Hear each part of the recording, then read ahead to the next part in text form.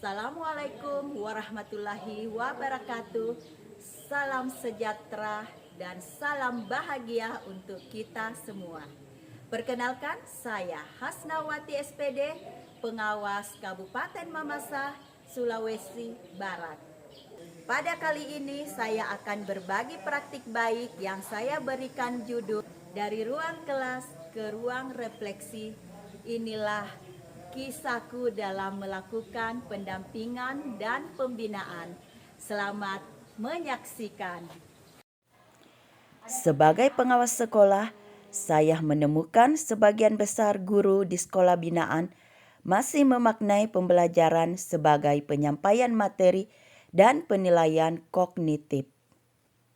Di sisi lain, kepala sekolah dan guru cenderung menunggu arahan pengawas, bukan berinisiatif melakukan inovasi pembelajaran. Melihat kondisi ini, saya menyadari perlunya pendekatan pendampingan yang berbeda, bukan menilai tetapi belajar bersama guru dan kepala sekolah untuk membangun pemahaman baru tentang pembelajaran mendalam. Dalam melakukan pendampingan, saya menghadapi tantangan internal dan eksternal. Tantangan internal diantaranya jumlah sekolah binaan yang cukup banyak yang berjumlah 27 sekolah yang tersebar di Kecamatan Bala dan di Kecamatan Buntu Malangka yang jaraknya sampai kurang lebih 75 km dari tempat tinggal saya. Kondisi jalan yang tidak layak dan sulit diakses membuat saya harus mengeluarkan usaha lebih besar hanya untuk mencapai sekolah binaan. Dalam beberapa kasus, saya harus berganti moda transportasi atau berjalan kaki, sehingga kunjungan ke sekolah lebih melelahkan dan membutuhkan waktu tambahan, utamanya saat musim hujan. Jalan tanah berlumpur, sering terjadi longsor yang mengakibatkan jalan tertutup. Saya tidak dapat melanjutkan perjalanan ke sekolah binaan lagi. Tantangan internal diantaranya guru masih menerapkan pola pembelajaran konvensional yang berorientasi pada penyampaian materi dan hasil ujian. Murid tidak aktif dalam proses pembelajaran. Kepala sekolah masih fokus pada tugas administratif dan belum secara aktif menjadi fasilitator atau coach bagi guru. Keterbatasan fasilitas seperti ruang kelas yang sempit, media pembelajaran yang terbatas, budaya sekolah yang belum terbiasa dengan refleksi dan kolaborasi. Aksi nyata yang saya lakukan untuk mengatasi tantangan internal diantaranya memfasilitasi kepala sekolah dan guru untuk membentuk komunitas belajar, memanfaatkan teknologi sederhana seperti grup WhatsApp dan pertemuan daring untuk tindak lanjut pendampingan. Untuk mengatasi tantangan eksternal, saya melakukan siklus inquiry kolaboratif secara sistematis, diawali dengan melakukan penilaian, perencanaan, pelaksanaan, sampai evaluasi, refleksi, dan perubahan berdasarkan data dan bukti nyata. Pada tahap penilaian, saya bersama kepala sekolah dan guru melakukan analisis rapor pendidikan dan melakukan wawancara bagaimana pengimplementasian pembelajaran mendalam di sekolah dan melakukan observasi kelas. Selanjutnya di tahap perencanaan ditetapkanlah pendampingan yang akan dilakukan oleh saya setelah berdiskusi bersama kepala sekolah dan guru. Akan dilakukan BIMTEK pembelajaran mendalam bagi kepala sekolah dan guru, akan membentuk kelompok kerja tim kecil guru lintas mata pelajaran dan kelas, akan menyusun perencanaan pembelajaran mendalam, akan melakukan observasi kolaboratif. Selanjutnya tahap implementasi. Pada tahap ini keseluruhan dari rencana yang telah disepakati bersama kepala sekolah dan guru dilaksanakan. Melakukan pelatihan pembelajaran mendalam bagi kepala sekolah dan guru di wilayah kerja. Membentuk kelompok kerja tim kecil guru lintas mata pelajaran dan kelas. Menyusun perencanaan pembelajaran mendalam dalam kelompok kerja yang telah dibentuk, melakukan observasi kolaboratif, bukan observasi tradisional.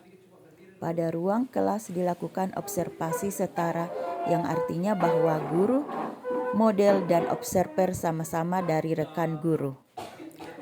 Guru mengajar, rekan guru dan pengawas mengamati perilaku belajar murid di ruang kelas. Data yang dikumpulkan berfokus pada bagaimana murid berpikir kritis, berinteraksi, berkolaborasi, aktif belajar, serta kemandirian dalam belajar. Hasil pengamatan kemudian dibawa ke forum refleksi, ruang refleksi.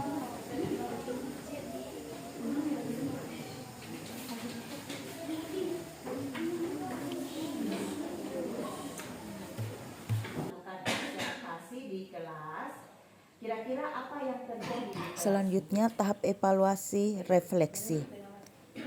Pada tahap ini dilakukan evaluasi refleksi bersama kepala sekolah dan guru dalam kelompok kecil apa yang telah menjadi hasil pengamatan pada saat pelaksanaan observasi kolaboratif dari ruang kelas ke ruang refleksi.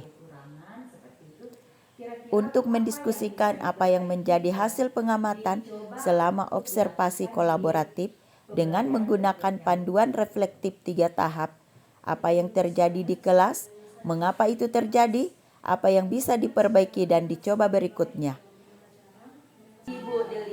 Pengawas sekolah berperan sebagai fasilitator, bukan pemberi penilaian. Kira-kira Bu, menurut Ibu apa yang terjadi di kelas tadi? Seperti apa perilaku peserta didik? Baik Bu, dari hasil pengamatan saya dari awal sampai akhir pembelajaran, perilaku peserta didik sangat aktif dan antusias dalam mengerjakan tugas proyeknya Bu. Dan kegiatan pembelajaran yang terjadi dalam kelas lebih kontekstual dan sangat bermakna. Seperti itu. Iya, Oke. Tadi juga salah satu pengamat ya di dalam kelas. Menurut Ibu di catatannya seperti apa? Kira-kira apa yang perlu lagi diperbaiki Bu untuk proses pembelajaran berikutnya yang bisa dicoba? Seperti itu. Oke, dari hasil pengamatan saya yang perlu ditingkatkan yaitu agar lebih memunculkan aktivitas pada tahap pengaplikasian Ya. dan merefleksi pada peserta didik. Seperti itu. Berarti mungkin yang baru muncul tadi di sana aktivitas memahami. Iya Bu, belum pada tahap Mengaplikasi dan merefleksi. Jadi itu yang perlu lagi dimunculkan pada proses pembelajaran berikutnya. Iya. Baik, terima kasih. Salam bahagia, saya Yohanes SPD, Kepala SMP Negeri 2 Buntu Malangka. Kali ini saya mau menyampaikan bahwa saat ini kami sangat bersyukur karena Ibu pengawas kami telah melakukan pendampingan dengan sangat bagus sehingga kami telah meninggalkan pendampingan yang bersifat hanya administratif dan penilaian. Saat ini pendampingan Ibu pengawas sudah dilakukan secara profesional sehingga fungsi kami sebagai instructional leader itu dapat berlangsung dengan baik dan kami boleh melakukan kerjasama dengan para guru untuk membangun kelompok-kelompok belajar sehingga proses pembelajaran di sekolah kami berjalan dengan baik. Terima kasih. Selamat siang, saya Leti SPD, guru di SMP Negeri 2 Buntu Malangka. Dengan adanya pendampingan belajar profesional dari pengawas sekolah, saya memperoleh beberapa manfaat, yaitu saya terbuka terhadap umpan balik dan refleksi. Kemudian saya bisa meningkatkan kemampuan merancang pembelajaran yang berfokus pada pengalaman belajar siswa. Kemudian saya juga mampu melakukan observasi rekan sejawat dan diskusi reflektif dengan objektif. Terima kasih. Saya Asmi Jelita dari kelas 9 SMP Negeri 2 Buntu Malangka. Saya menyatakan bahwa saya sebagai salah seorang pelajar di SMP Negeri 2 Buntu Malangka merasa sangat senang dengan proses pembelajaran yang ada di sekolah kami, di mana kami dapat bertanya, aktif berpendapat, dan merefleksikan pembelajaran. Sekian. Demikianlah praktik baik dari saya. Semoga ini bisa bermanfaat bagi rekan-rekan pengawas yang lainnya. Assalamualaikum warahmatullahi wabarakatuh. Salam dan bahagia untuk kita semua.